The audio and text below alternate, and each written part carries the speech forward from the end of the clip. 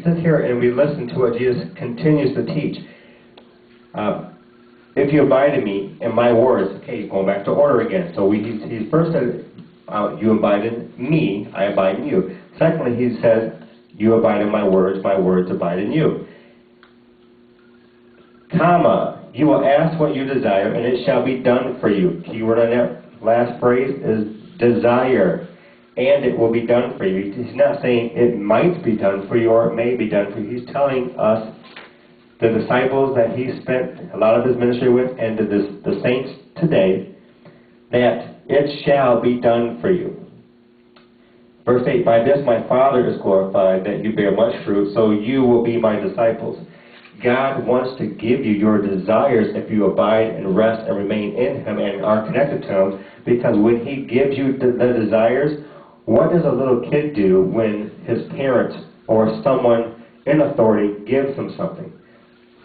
I used to run down the street screaming, look what I got. I got me a Snickers bar. Okay? So when God gives us our desires, he knows that we are going to then take the baton and run and tell everyone else what happened to us. Just like I did in our testimony in our praise report a little earlier ago.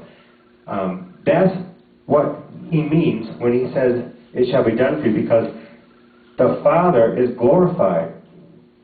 And he knows when he glorifies you and gives you your blessing, gives you your desires, you're going to turn that around and tell the next person what God has done for you. Mm-hmm. So in that same token, God is being glorified. That's what he wants. He wants to be glorified. Verse 9, as the Father loved me, I have also loved you. Abide in my love. Stop right there. Now, look what he's doing. He first starts off in 15:2, talking about abide in me. Rest or remain in me. Then he jumps into order number 2. He tells us, and we're only in order number 1 of how to believe to Christ. A relationship to believers to Christ. Abide in me. Abide in my love abide in me. Abide in my words. And he now says, abide in my love. So you abide in Jesus. Abide in his word. Abide in his love. These are the realms we are to live in when we're in relationship as believers to Christ.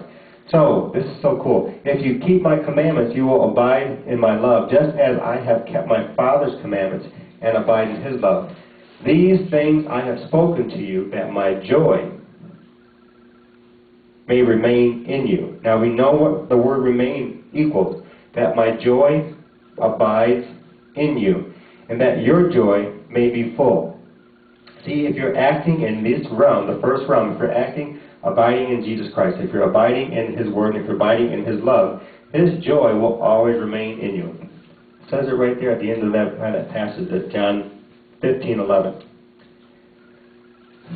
In many aspects, it is complex, but yet simple, because when Jesus speaks, he speaks with authority. He speaks with the commandment, and that's the mandate that he gives out to us of how to live. Many of us many of us believers do not fully understand that. Let me rephrase that. Many of us Christians do not fully understand that. Believers who understand the kingdom of heaven can't understand the order that God desires for us.